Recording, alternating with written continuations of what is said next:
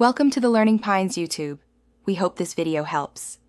You start by backing up anything you need. Do it now so you don't stop later. Once backed up, create a bootable Windows 10 USB using the Media Creation tool or Rufus on an 8 GB drive. Make sure your target SSD is connected, then reboot into BIOS or UEFI. Enable OSI, set USB as first boot device, and disable Secure Boot only if the installer won't boot. You're ready to launch the installer and move to Disk Setup. When the Windows installer appears, choose Custom, Install Windows Only.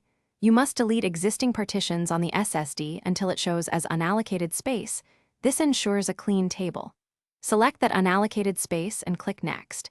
The installer will create the required EFI and recovery partitions automatically when using GPT. This step writes a fresh file system and prevents legacy boot conflicts. Let setup copy files and restart multiple times. Do not remove the USB until the installer prompts you. Once Windows boots to the desktop, install chipset and NVMe/SATA drivers first, then run Windows Update so drivers and firmware settle. Make sure trim is enabled and OSI is still active in Device Manager for optimal SSD life and performance. If you face boot failures, don't panic. Boot the recovery USB, run startup repair, and if needed, open command prompt to rebuild the BCD with bootrec/fixmber. Bootrec/fixboot.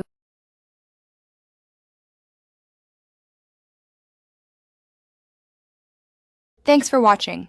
Consider subscribing if we helped you.